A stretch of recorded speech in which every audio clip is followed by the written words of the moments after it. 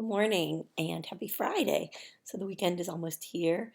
The heat wave is breaking, and we are looking at a fabulous weekend ahead.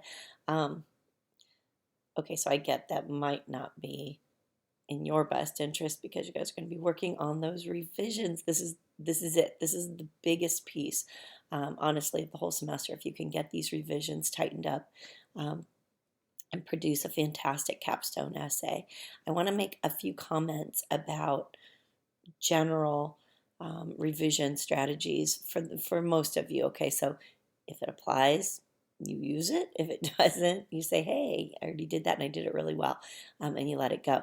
I did leave feedback on everyone who submitted a rough draft, so you should see those comments directly on your draft. So if you hear some of this, it might be repetitive. And that's okay too, because it never hurts to hear things more than once. Um, Okay, so in all, the drafts were pretty good. Some of you knocked it out of the park. There were just some great pieces of writing. Others of you are still struggling. Um, I don't know if it was maybe not a ton of time put in or not as much time as you should have put into it, or if you were overwhelmed with the research and couldn't find your own voice. But I'm going to give you some tips for looking at that, and there are some things posted inside that module as well. Okay. For starters, you have to have an engaging introduction. So many of you just jumped in without doing that piece that I've emphasized so many times, and that is um, allowing your reader to understand and appreciate why this is even a conversation that you're going to have. All right. You have to make your reader care about it. You have to connect to your audience. So, in some way, you need to establish um, the warrant. That is the reason that you're even producing this conversation, this argument, this position. I've given you a lot of different strategies for doing that, and several of you did this very well. You might begin with a current controversy, something that's happening right now that the reader can really kind of sink his teeth into. You might begin with some startling statistics. You might begin anecdotally. You might begin with even oh, I lost my train of thought. With any kind of a connection that's going to do um, its job at connecting your reader to your topic. So once you do that, then you can lead into another paragraph that looks at the controversy in whole, provides maybe some background information, and then you can move into your position, your claim, your thesis statement. As far as that goes, you have to establish clearly what your point of view is. For some of you, that might happen in the very first paragraph. For others of you, it might not happen until the third paragraph. Still others might happen by the end of the paper. Typically, it appears toward the beginning, but not always. You don't want to just raise a question. All right, this is your answer to that research question. So that's what you're going to go on to prove throughout the remainder of the paper through various appeals, through um, logical development of support for your argument. All right. So that's what you have to put into place. Some of you have all of those things, but they're just very disorganized. Okay. So as you revise, go back and think about the most effective way to build your argument. Okay. Think about how you can best promote your position, persuade your reader, and remain logical along the way. Okay, so those are the key sort of large components. Inside of that, when you start building your evidence, think about your papal analysis. We talked about the purpose, the audience, the presentation, the evidence, and the language. Those are all the same tools that you're going to use when you build your own argument. Everything that you did when you evaluated other people's arguments, now you want to apply them in your own argument. So when you start producing your evidence and you're pulling from expert testimony. All right, so you're integrating outside source material. You have to remember, as I was talking the other day, you have to remember how to smoothly integrate that material. You have your position, and that position is what the essay is about. You are going to rely on your experts to bolster your beliefs, okay, and to build your argument. You don't just want to drop them in randomly. You want to sandwich them. You want to build them. You want to elaborate on them. Those are your key points of support. So make sure that you give them some time to shine. So you introduce, you preview, okay, so you lead into it, you don't just drop. And then you present. If it's a direct quote, you're using quotation marks. If you're paraphrasing, you're not, but you still need to lead into it. And then you have to follow through, which means after you've previewed, presented, and followed through, or after you've previewed and presented, then you have to follow through. You have to relate the significance to the reader. Just because you know why it's important, you can't assume that your reader is inside your mind and making all those connections. So that's your job, to sort of develop that connection. Lead it back to your thesis statement. Lead it back to the topic sentence of that paragraph. Do all that you can to construct a full-bodied and developed piece of support in each of those cases. One of the other I don't, problems, I guess, maybe challenges with this paper has been, for some of you, that research mode that you dive into, where you kind of get lost. Your voice gets lost. Remember, you don't just want to throw down, this article says, this article says, this article says. That's not the job of this type of paper.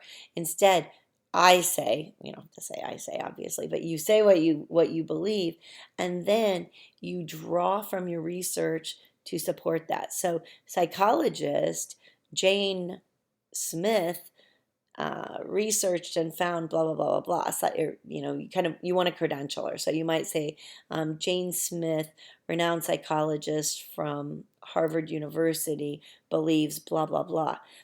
You don't need to list the title of her article or the publication. That'll all appear on your works cited page, and it can weigh down that paragraph if you're listing a big long title and all her credentials.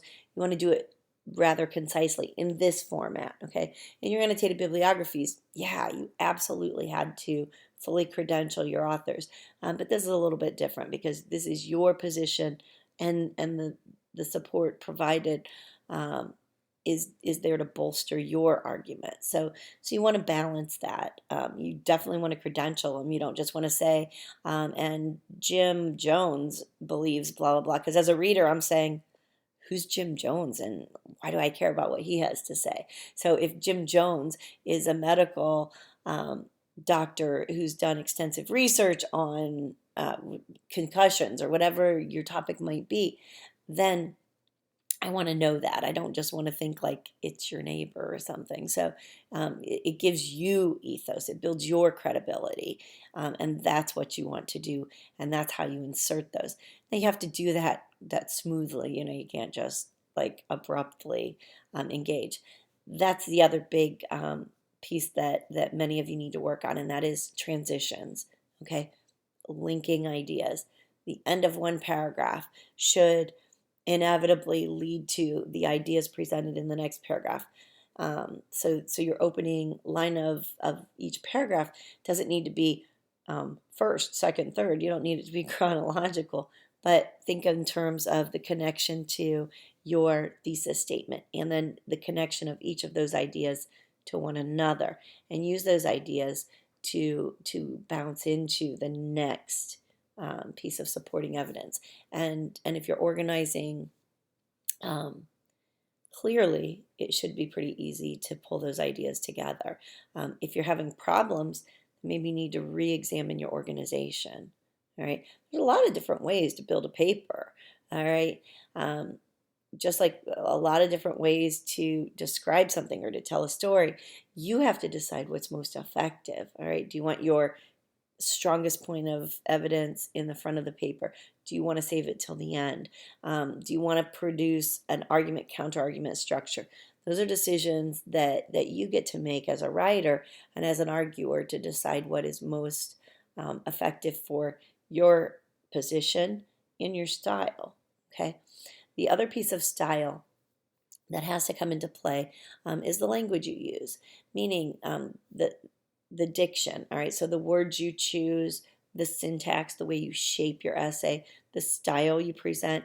You've read a number of different types of essays now. So you've seen the journalistic style, you've seen academic style, you've seen more mainstream media in action. So what is going to work best for you in this, that which is a little bit more of an academic argument, but still maintains a strong presence of you, the writer. So it's sort of that combination between an op-ed where you really hear the writer's voice and a more academic article because you're using some resources to support your argument. I know it's a lot to sort of negotiate, but these are the key points that I want you to keep in mind as you move through it. If you're struggling to produce your in-text citations and to perfect your works cited page, please, please, please go to the OWL, OWL, at Purdue. And I have a link on it in the resources, and there are a number of other links. But you need to follow either MLA and do it consistently, or APA and do it consistently. You can't blend them. And you honestly, nobody was ever going to expect you to memorize that stuff, but you do have to take the time to look it up. Okay, how you cite, how you document, what to do if you're blocking a quote, how you modify those in-text citations, those parenthetical citations, what your works cited page should look like. It's a little bit discouraging because for many of you, I left comments on your annotated bib rough draft, left comments on the final draft, and then on this one, in just your works cited page, it doesn't have to be annotated, but your works cited page, you're still not using those hanging indents. That means you begin at the left margin and you indent subsequent lines. You're still not putting them in alphabetical order. You're not giving me dates or full publication information or accessed information. These are things that honestly you have to just look up. And you may have to look them up every single time you do it for the next 4 years. It's really not a big deal. It takes a minute to retrieve that information. I don't have it committed to memory. Honestly, I don't, well, first of all, even if you did commit to memory, they change it in a couple of years anyway. That's why you have to consult those resources that are available to you. So use them and use them wisely. So make sure that those are perfected. You also need to have a final paper overview for this capstone essay. Okay, don't forget, I just want you to reflect a little bit on what you have, what you did, how you feel about what you did. I'd like for you to think a little bit about the key marks or hallmarks of your essay. Like, what do you think is strongest? Do you think you're very logical in your presentation of your argument? So it's almost like you're rhetorically analyzing your own argument just as you've done